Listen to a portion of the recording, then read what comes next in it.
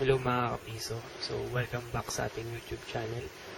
So, another tips and tricks mula sa shot all-in-one counter. So, ngayon ang pag-uusapan natin ay ang timer setup. So, mostly ginagamit to sa mga Pisonet. So, I know, aware kayo dun. So, napapansin nyo naman yung Pisonet. So, pag nag-time, namamatay yung monitor. So, ngayon, aalamin natin kung ano yung nangyayari back-end. So, ano yung setup meron sa loob ng computer. Kung bakit namamatay yung monitor natin pag nag-time yung 0. So, papakita natin kung paano binubuo yung setup na yun. So, hindi lang siya sa Pisonet nakikita. Sa car wash, sa mga Wi-Fi setup, mga piso Wi-Fi setup, or in yung modem mismo yung namamatay. Lalo na yung mga low-cost piso Wi-Fi. Yun, most likely, ganun din ginagamit. Okay? So, first, ano ba yung mga kailangan natin? So, syempre, we need the timer. Kasi ito yung timer, yung mismong main board natin. Ito yung magpapagana ng mismong setup natin. Then, syempre, yung power supply ng timer. So, dalawa option nyo dyan. Pwedeng transformer or pwedeng yung power supply ng computer nyo. Para sa setup natin, transformer yung gagamit ko. So, step down to 220 volts to 12 volts. Kasi 12 volts yung timer natin. And then, what else? Coin slot, syempre. Kasi yung coin slot natin na may sensor, of course, and siya yung magti-trigger ng time natin. So, it's up to you kung anong coin slot gagamitin nyo. Pwedeng S-type, tulad nito. Yan. So, mura lang to. At around 60 pesos kay Alan mismo. What else? Universal coin slot, pwede nyo rin gamitin yun. Para piso 5-10 ang pwede nyo iulog. Kasi pag S-type, tulad nito, isang type ng coin lang. So, sa case natin, piso. 1 piso yun. Yung nakalagay. Lastly, extension port. Ito, tulad nito. And then, short wire, tulad nito, na may plug. Okay. Kasi ito yung connect natin sa relay mamaya. Okay. So, ito na yung kailangan natin. So, 3 lang: timer, coin slot, extension cord. Okay. And then, transformer as well. Okay, so yun yung kailangan natin para mabuo natin yung Pisonet setup natin. Okay, so start tayo sa timer. So, power up muna natin yung timer. Pero sa case natin, naka-power up na siya. Kasi, kailangan mo lang naman dyan is yung power cord ng timer nakasama sa timer. Pag binili nyo yung timer, itong bundle wire na to, itong brown sa black, ito yung magiging power cord ng timer nyo. So, kinonect ko lang siya. If nakikita nyo, itong blue wire na ito yung 12 volts. So, brown and black going sa power cord, power port ng timer. So, ito yun. So, saksak ko lang para mag-power up yung timer. Okay? So, next will be yung 3-pin na Molex. So, ito. So, ito yung kinoconnect sa ating input signal ng timer. So, ito yung kinoconnect sa coin slot. So, itong type ng Molex na to, ito yung send ng timer. And then, sa other end, ito yung sa coin slot. So, it depends kung anong coin slot. Pag yung coin slot nyo, S-type, katulad na ito, ganito yung magiging dulo niya. Okay? Pag universal coin slot, medyo mag-iba siya. Meron sample dito.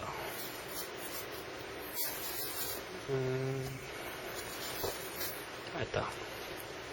So, ganito naman yung itsura ng universal coin slot. So, naging 4 na wire siya. Kasi ito, 3 lang. Pero, same lang naman siya. Red, white, black. So, yun lang naman din yung standard naman yung kulay ng setup ng Alan. Okay, so hindi kayo malilito. So, yung sa gray, disregard nyo na yung gray. Wala kayong kakabit doon. If ever, universal coin slot yung ginagamit. Okay, basta yung red, white, black lang yung gamitin nyo. Okay, so i-connect nyo lang yun. So, match nyo lang yung color. And naka-electrical tape na yung akin. So, minatch ko lang yung red. Reds to red, white to white, black to black. Then, once okay na, i-connect nyo na yung coin slot nyo.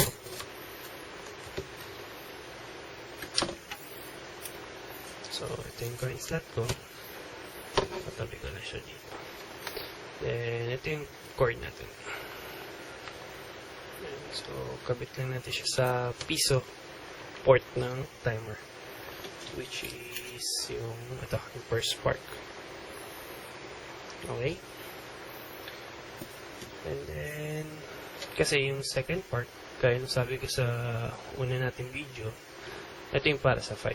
So, if yung setup nyo, gusto nyo dalawang coin slot, isang para sa piso, isang para sa 5, pwede kayong gumamit ng dalawang coin slot. Then, ang dalawang set din ng wire. Isang set ng piso, then another set para sa 5. Dito. Okay. So, mayroon kasing isang type ng coin slot na para sa 5. Ito kasi piso eh. Pag 5, I don't think kung may stock tayo dito. Pero ganyan lang din naman ito. Mas malaki lang siya ng konti. So, wala tayong sample. Pero ganito lang din itsura niya. Okay? Then, next setup will be yung sa relay. Okay? So, dito na natin gagamitin yung extension cord natin. So, paano siniset up sa relay? So, balik tayo sa bundle of wires na kasama ng timer. So, ito yung may kulay green. Ito. So, yung brown, black, green na cord. So, kunin nyo lang yan. And then, so, ito siya. So, gaya na sabi ko, dalawa functionality ni Allen timer. So, ang kukunin nating functionality yung pag nag-zero, off ang connection. So, ang magiging connection nyo will be yung brown and black lang. Okay? Yung first saka second cord. Yung green cord, pwede nyo na siyang putulin kasi hindi nyo na siya gagamitin. Okay? So, yung brown and black lang. Then, sa other end niya, ito. So, ito yung extension cord natin. Pansinin nyo, yung isang line ng power line. Ito yung 220 to 220. Sasaksak natin naman sa 220. Kinat ko lang siya. Yan, tulad yan. And then, yung black and brown, pinagduktong ko lang. I mean, dun ko dinuktong sa putol. Yan. Ibig sabihin, pag sinaksak ko to, yung kuryente, hindi agad-agad diretso. Kasi pansin putol eh. So, ibig sabihin, dadaan siya sa black, tatawid siya sa brown, then tatawid siya dito. So, ibig sabihin, may dadaanan niya muna yung timer or yung relay ng timer bago tuluyang tumiretso dito yung kuryente. Okay, ganun gumagana yung Pisonet. Kaya pansinin nyo, pag 0 na yung time, mamamatay na yung monitor or whatever nakakabit sa PC nyo or dun sa extension outlet. Ganun din sa mga car wash. So, pag nag-time, namamatay yung tubig. Kasi wala nang kuryenteng dumadaloy dito. Nakat na siya. Okay? So, lalagyan ko lang ito ng electrical tape para safe. Kasi, isasaksak natin siya live para makita nyo yung actual na na mangyayari.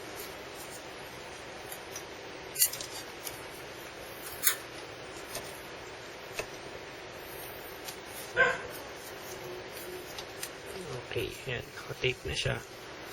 So, balik tayo sa Molex. Ito yun. So, saksak nyo na siya sa relay port ng timer nyo. So, kahit ano sa dalawa, same lang naman yun. Gumagana yung nagsabay.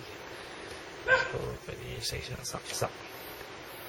Okay, so, tip lang. Hanggat maaari, huwag nyo munang isaksak sa 220 yung cord nyo. Kasi, pag nakasaksak na yun, tapos sinaksak nyo to, madalas may ground na to eh. Kasi yung isang line ng kuryente na 220 dumadaloy na sa timer. So most likely pag nahawakan nyo itong green tapos nakapaa kayo or nakatouch grounded yung let's say yun paa nyo nakatapak sa lapag, na expect nyo mag-ground kayo. So, be careful na lang.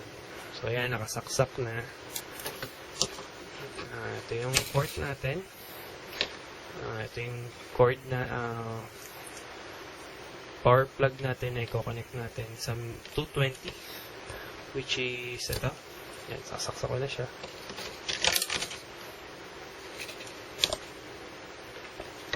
Okay. Yan. So, okay na yung setup. Nakakabit na siya. Then, gagawin na lang natin.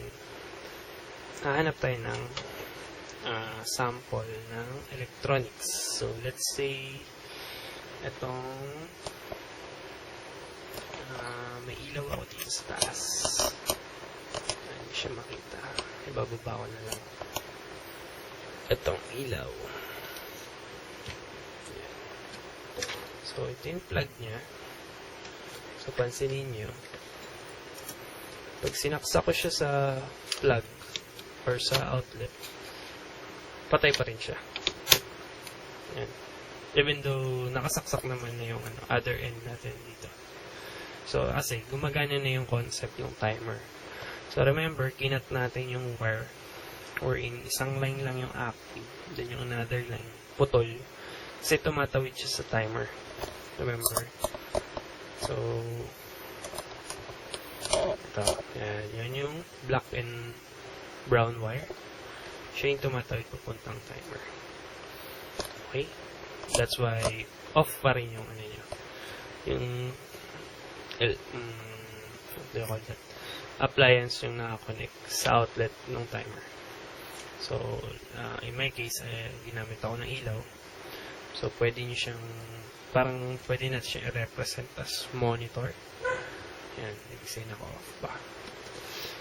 And then, yan. Lastly, syempre, once fully set up na yung settings nyo, yung setup ng timer.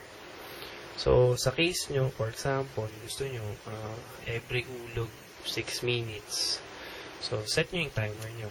So, meron akong isang video na naka-upload. So, configuration ng Allen timer yon. So, pwede nyo siyang gawing guide kung ilang minutes per piso yung mangyayari. So, sa case natin, ginamit ko is 1 and 3, 6 minutes. So, ibig sabihin, naka-up yung 1 saka 3. Yan. So, yan. So, fully set up na yung wiring natin. Now, test na lang natin siya. Okay? Yan. So, uhulugan ko siya ng piso para matesting. Pansinin nyo yung ilaw, naka-off. So, uhulugan ko siya. Hirap. Kitagas naman. Yan. Nagka-time, umilaw. Okay? So, ganun din nangyayari sa mga pisonet. So, pag may oras, naka-on yung power. That's why bumukas yung ilaw. Okay? So, now, pag naubos yung oras, mamamatay siya. So, ngayon, i-reset ko na lang yung timer natin para mag-back to 0 siya. So, doon na mare-represent na wala nang timer. So, ayan, i-reset ko na. Ayan, nag-reset, back to 0, nag-off yung ilaw. So, ibig sabihin, namatay na yung supply ng power outlet natin. Okay? So, ganun yung concept ng mga pisonet or ng timer setup natin. Okay?